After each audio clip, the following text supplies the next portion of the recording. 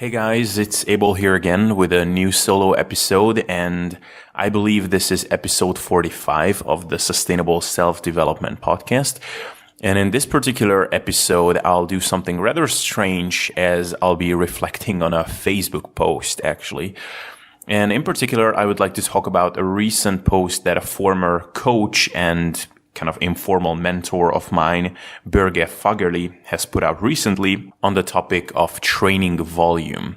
And this was a fantastic post that has received a lot of likes on Facebook and a lot of ongoing slew of reshares that kept happening for the upcoming week, which tells you right away that this was really a post that made people think, and rightfully so. And I'll, of course, link to the post in the description of this podcast episode. So the gist of this Facebook post was, if I had to summarize it in one or two sentences, is that a lot of people do way too excessive volumes of work in the gym, given their goals and life circumstances.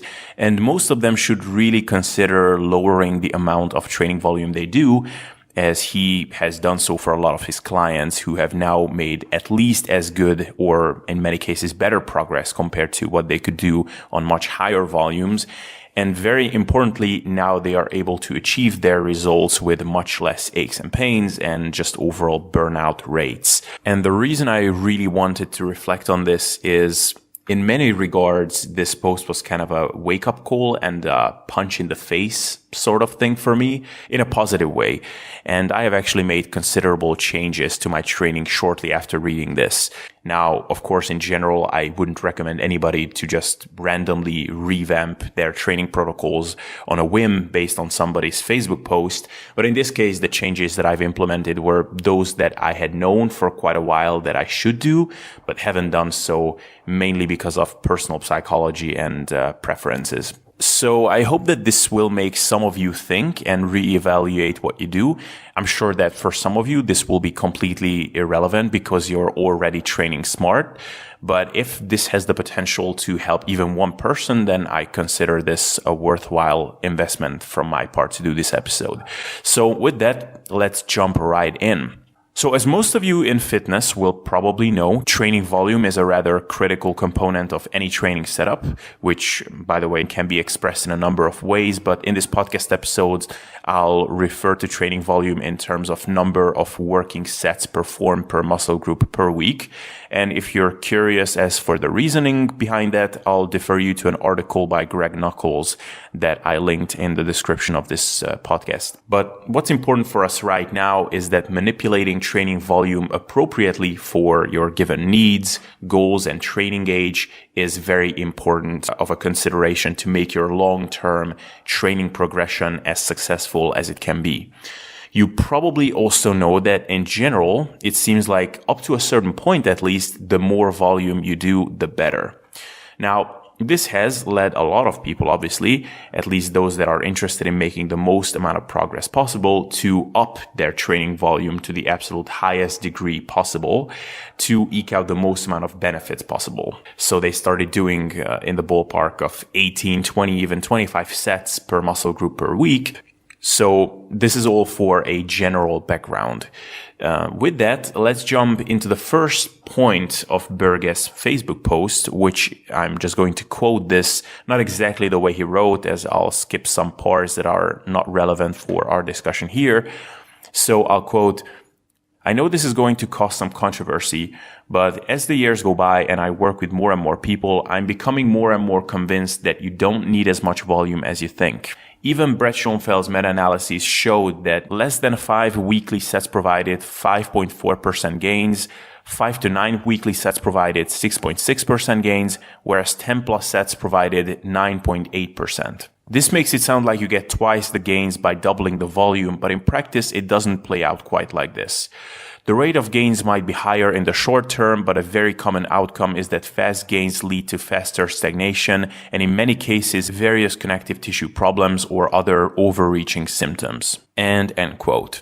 So I think that the first question to ask ourselves is, okay, we know that higher volumes produce more gains, but really how much more gains do they produce compared to smaller amounts of volume? right? We all know, hopefully, most of you watching this know that there are diminishing returns to upping your training volume. So it's not like you get linearly more gains with increasing your training volume, at least not after a certain point. And secondly, another really important question is how significant are these increased gains are when weighed against the increased time investment that is necessary and the increased injury risk that comes with doing higher volumes. So for example, let's say you increase your training volume from 10 weekly sets, which is a decent but not super high volume of training, to 20 sets, which if you do 20 sets for all or most of your muscle groups, that's quite a bit of total volume. That's also a fair amount of time spent in the gym.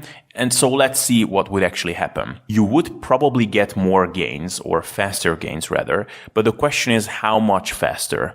It's tough to say, as I don't believe there are good studies examining these numbers, but I don't think that anybody would claim that you will get 2 times faster gains by doing 20 sets, right? That's kind of insane. It's also quite unlikely that you would get 1.5 times or 50% faster gains. But for the sake of making this illustrative, let's assume that you actually do get 50% faster gains by doing 20 sets as opposed to 10. That sounds like an insane amount of improvement. And, given the realities of drug-free lifting, it is. But in practice, what does that really mean? Well, in a real life setting, what this would mean is that, let's say in a year, you could build 10 pounds of muscle as an intermediate lifter if you progress as fast as you can. Now, if you were to reduce your training volume to 10 sets a week instead of 20 sets, you would only build 6.6 pounds of muscle instead of 10. Or rather, instead of needing 12 months to put on 10 pounds, it would take 18 months. I don't know about you, but when I see these numbers laid out like this, to me, it's kind of laughable to even sweat over the prospect of achieving this. Maybe if all that extra 4 pounds of muscle came onto the peak of my biceps or side delts, I would consider it. Now, sure, if all things were equal, I would rather take a faster progress over slower one, but all things are not equal, because doing 20 sets instead of 10 comes with the following downsides: a significantly higher time investment in the gym, a considerably higher risk of injury, or at least wear and tear on your joints, and a significantly higher need for more complex periodization models and strategies for fatigue management, and an overall greater need for recovery, which makes your overall lifestyle that much more inflexible. If you only do 10 sets a week, for example, you don't have to sweat as much, for example, having 1 or 2 nights of shitty sleep during the week or staying up late. If you do 16 to 20 sets a week, you can't really afford that because you will plateau like crazy, or you will have to deload something like every other week. So, given these potential downsides, is it really worth to do all those extra sets? My answer is that for some of you, the answer is maybe. For some of you, all the downsides I just presented might be completely irrelevant, and if there were 10 more, even more serious potential risks involved with increasing your training volume drastically, you would still take it. But for a lot of us, given the goals that we have and the reasons why we train in the first place, it just doesn't make sense to take this decision on.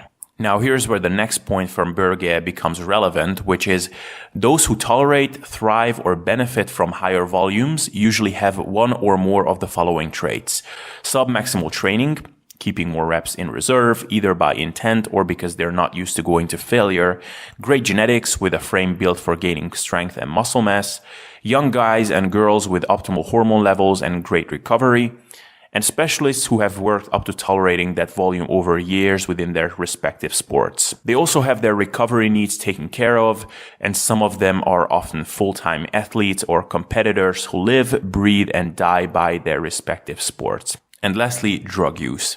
Everyone else, we might think or want to belong to one of these demographics, but I think it's wiser to take an objective look at what hand nature has dealt us and to do a more intelligent investment strategy with your training efforts. I know you probably don't like to hear this, but when we get to a certain point, it will be hard to gain even 1 to 2 pounds, 0.5 to 1 kilograms of muscle mass per year. how much effort and time are you really willing to put on to gain those 500 grams of muscle? Answer that before reading on. End quote. So I think this brings up a great point, which is rethinking this concept of minimum effective dose. I have heard a great discussion with Ian McCarthy and Mike Israetel, where Ian defined minimum effective dose as the minimum amount of training that reliably generates the outcome that you want. And Mike was not a fan of this term, as he looked at it as kind of a pie in the sky, vague concept, but the more and more I think about it, the more sense it makes to me. I think a lot of us and a lot of people listening to this who do not compete, do not plan to step on a bodybuilding stage anytime soon, have certain body composition goals. And there's a certain amount of work that will reliably generate those body composition goals. Now, as for what those goals are, I think for most people, it's getting to the point where you have gained the majority amount of muscle that you're ever going to gain, and you're lean enough to look quote unquote aesthetic, whatever that means, looking something like the guys you will see when you open up a fitness magazine, right? I think that's a reasonable general description of what most people want to get out of their training in terms of body composition. And then we need to ask the question, what is the recipe for this? Well, the average guy probably needs to put on 30 to 40 pounds of muscle compared to the guy who doesn't even lift at all, which chances are you are not someone who never even lifted. Most of you listening to this have probably been training for at least a year or have done some sort of sports at least. So you probably have about 15 to 20 pounds of muscle out of this 40. So you need to put on another 20 pounds of muscle, let's say. You probably also want to put on those 20 pounds as fast as you can, which if you're an intermediate-ish level lifter, it will probably take you at least 2 years, assuming that you're not overweight or that you're not super scared of putting on weight and you're willing to actually eat something to support your gains, which is a whole different topic altogether. And then there you have it. That is basically the recipe you're trying to put together. 20 pounds of muscle over 2 years. And then the question is, what is the minimum effective dose for this? And the answer is probably doable with 10 to 12 sets a week. We can't say it for sure. We don't have hard data to back this up, but at least anecdotally, we have seen a lot of guys doing it with quote unquote minimalistic approaches, which again brings up once again the power of anecdote, that some of the training programs out there that one might call cookie cutter, but that do have lots of testimonials and communities of people formed around it that provides a backing for them, are actually right around that training volume amount of 10 to 12 sets a week. Now, of course, this shouldn't make us ignore the fact that some of the smartest evidence-based fitness content producers talk about the fact that if you want to be the best, then you might need to have periods of much higher volumes, up to 20 to 25 sets per week even. But it's important to keep in mind that these people don't talk about the average person wanting to put on 20 pounds of muscle. They are, for the most part, talking about competitive athletes. They are talking about the natural pro who has already been on the bodybuilding stage and now he or she really wants to bring his or her best package to the stage. Or they are talking about someone who has already put on those 20 pounds of muscle that the average intermediate lifter is looking after, and now they're looking to put on those 2 to 5 pounds of muscle that is possibly there for them in the cards in terms of what they can gain. And I think any evidence-based coach or practitioner will tell you that to eke out those last few percentages of muscle growth at the end of your development takes a disproportionately large amount of work, and you may well end up having to work harder for those last pounds of muscle than you ever had to for your first 30 to 40 pounds. Which is why, by the way, you will hear quite a few people with very decent physiques talk about the fact that they don't want more size, which is a concept that used to just not make sense to me. Like, who in their right mind would just not want to put on more size, especially when we talk about natural lifters who, for the most part, pretty much have zero chances of looking quote unquote too big.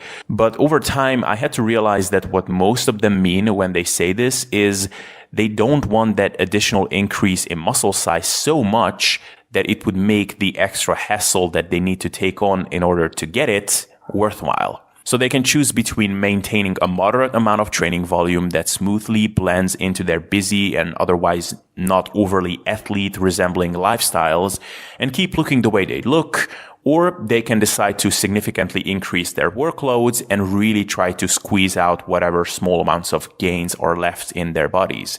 Okay, a next point which has been a great wake-up call for myself was this. Quote, I would take some time for honest introspection.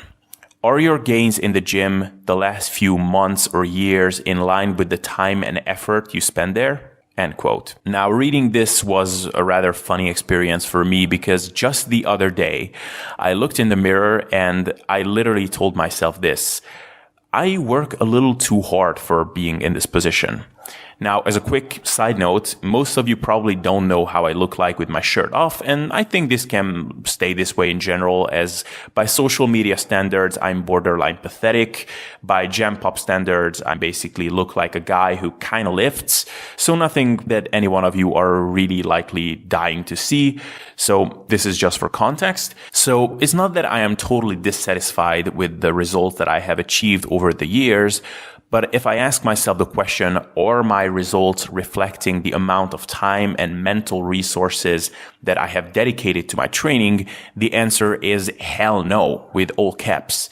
And if I ask myself the question, could I have achieved this same amount of physique development by being in the gym 4 days a week, doing 10-ish sets a week? The answer is almost certainly yes. If I'm being honest, one of the core reasons behind me spending amounts of time in the gym that I have, despite somewhere deep down knowing that it was unnecessary, were reasons like procrastinating on things or trying to get away from things that I knew I should have been working on, using the gym as an escape mechanism to avoid facing areas of my life I was uncomfortable in, fearing that if I'm not in the gym all the time, my quote-unquote nutrient partitioning will be worse because of #muscle protein synthesis and I won't get to eat as much. So I had my own not so glorious reasons for being in the gym 7 to 10 hours a week and walking around with creaky joints all the time. It just so happens that making optimal progress given my goals was not one of those reasons. And this is where the actual recommendations that Borge makes are actually very interesting. And I'm just going to read them here. Quote, take 9 to 14 days completely off and do something completely different. Walking, hiking, biking, swimming, play with your balls. I'm obviously talking about soccer, baseball, tennis, etc. Some easy mobility work, for example, Tai Chi and yoga. Just do something completely different to reset your mind and body. Then go back to the gym, start with one set only and lighter loads for the first week or two. 2 to 3 workouts per week is fine. Go harder for the next week or two, then add 1 or 2 sets on a few exercises, not all of them, per workout where you need to. Watch your strength increase quickly at first, then settle at a reasonable but consistent rate for the long haul. Don't push it and learn to appreciate how it feels to leave the gym without being completely drained or with serious aches, pains, or soreness constantly bothering you. Enjoy training, but not just in the gym lifting weights. I believe it is important to have fun, and your body is capable of a lot more if you just experiment. End quote. My comments would be, I'm not sure if it's absolutely necessary to take 2 weeks off of the gym, but this is what I can tell you from personal experience. Going through a phase of not being in the gym at all can accomplish the following things. For one, as Borge said, in a sense, it resets your neurotic mindset. When you have been destroying yourself in the gym every single day for months and months on end, it's easy to trick yourself into thinking that whatever body composition you have at the moment is thanks to you having spent all that time there. Even if your results are not really up to what you had hoped to achieve, it's easy to trick yourself into thinking that you would have been even worse off had you not spent all that time there. And after not being there for a week, you might be surprised to find out that your muscles will not shrink all of a sudden. You will not put on a bunch of fat all of a sudden, because guess what? You being lean was not really due to you being in the gym for an hour or 90 minutes a day, as lifting weights doesn't burn that many calories in the first place. And it might actually give you a hint that you can actually slow down quite a bit more than what you believed. This just happened to me not long ago when I took a week off due to sickness. And amazingly, after not being in the gym for about 4 days, I basically woke up looking better almost every day. Seriously, it didn't even make sense. My vascularity was up. I looked fuller and tighter. At one point, I even hit a most muscular pose in some half-natty lighting in my bathroom. And basically, I looked like I normally do after some crazy pump work in the gym. And my guess is that it all happened because I was chronically overreaching in the gym before. I was constantly depleting my glycogen stores. I was probably overstressing my body and retaining a lot of water. And only then did I finally let that dissipate. This brings to point number 2, which is a related point, which is this kind of experience can be very useful for getting rid of the unnecessary neurotic behaviors that don't really serve you all that well, like feeling a compulsion to go to the gym just so that you can eat enough food. I have literally been of the mindset that any day that I'm not in the gym, I'm just going to do a protein sparing modified fast and literally going to starve myself on 1200 calories. Now, I think these things can be cool little hacks, if you will, or tools in a tool belt that you can turn to depending on your goals. On a fat loss phase, for example. But as a general lifestyle, I think it's pretty ludicrous to get into the mindset that if you don't hit your workout for whatever reason, then you're not allowed to eat, basically. Especially if you're predisposed to disordered eating, which a good portion of the fitness industry is to begin with. Not being in the gym for 2 weeks can certainly function as a reset process for such behaviors. Now, a third interesting benefit, which Borge's post also alluded to, is that it can also function as a means of making you appreciate lower volumes again. Once again, if you've been hammering yourself with 15 plus sets of volume every week for a long time, doing only 10 to 12 sets a week seems like being a complete wuss and an amount of work that you might as well just not do at all. And being away from the gym for a while can help you reignite your appreciation for lower volumes of work. A fourth benefit is that it can, in a way, force you to think about areas of your life that you have neglected up until now, maybe intentionally, maybe because you became inevitably short-sighted because of your hyper-focus on your fitness goals. You know, if you couldn't go through the whole ritual associated with your gym time for a given day, including the travel time, the workout itself, the post-workout meal, and all of that stuff, how would you use that time? In what other ways would you have fun? For a lot of us, forcing ourselves to go through something like this might be the only way to face the reality that for a long time we neglected our social life, our general life skills, our hobbies, or career ambitions for a long time. Unfortunately, once again, I'm speaking from personal experience, and it might be, like I know it can be, an excruciatingly painful experience at first to make this realization.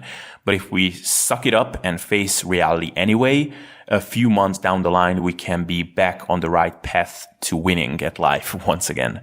And lastly, a very irrelevant practical benefit is that taking a break from the gym for a while is letting fatigue, inflammation in tendons and other connective tissues dissipate, and injuries in the making can regress finally. I think the benefits of this are pretty straightforward. So I think all in all, when asking the question of whether it's a worthwhile proposition for us to train with considerably higher than 10 sets a week training volumes, I think the following answers are possible. 1, if your goal is to look really good, and by that I mean look at least 90% as good as we're potentially capable of, then for most of us, the answer is probably not. 2, if your goal is to be competitive, or you just have an intrinsic drive to be the absolute best that you can as kind of a personal challenge, so you want to be as close to 100% sure that you're leaving nothing on the table, then the answer is for you, it might be well warranted. 3, if looking really good and being strong is only one of your goals, but an important factor in your decision making is that you just simply like spending time in the gym, then it might also be warranted to do high volumes.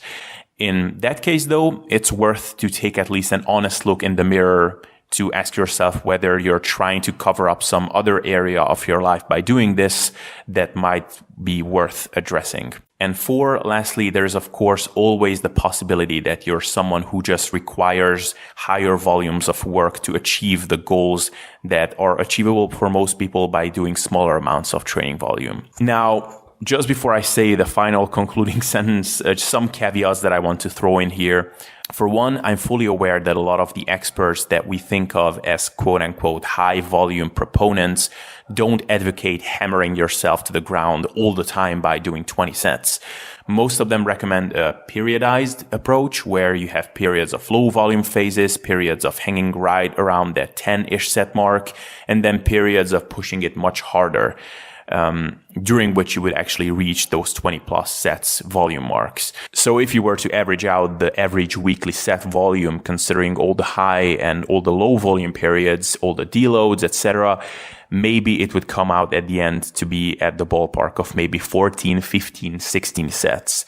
So I'm certainly not trying to strawman any of these people, and would very much like to acknowledge that one can very productively take their routine and be at the end very safe in terms of injury risk and fatigue management. But then again, an approach that regularly has one to push their limits very hard does take more of an athlete mentality and to a large extent an athlete-like lifestyle. This brings me to another disclaimer that I'd like to make here, which is I mentioned before that I'm pretty sure that the results that I had achieved by doing 16 sets, while I'm not entirely dissatisfied with them, I'm almost certain that I could have achieved them by doing much less, maybe 10 sets a week. And it's important to clarify that I don't think that the excessive volumes per se were what stood in my way of making these gains.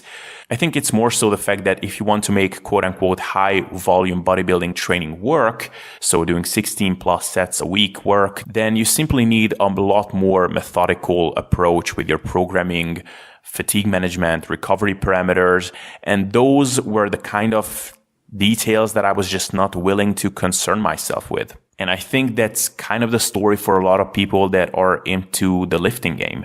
They are willing to put in the work. They are willing to show up in the gym day to day, week to week. But there is just another layer of added complexity that comes when pushing your workloads beyond a certain point, which again, I'm just not sure is quite warranted for a lot of people given their goals. So after making the caveats that I just made, all in all, if I had to sum up this podcast in one sentence, it would be this. Consider the possibility of doing only 10 sets per muscle group per week, even if you're currently doing 20.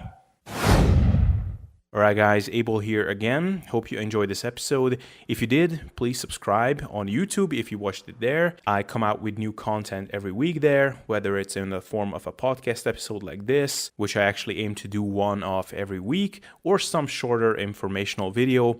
Also, if you could just leave a comment and suggest some people that you'd like me to interview or just topics you'd like me to cover, it would be very helpful to know how I can better serve you. And if you listen to it in podcast format, if you could leave a rating on iTunes, it would greatly help out the show and I would be more than grateful for it. So thanks guys for hanging out up until now. Thanks for being here and see you all next week.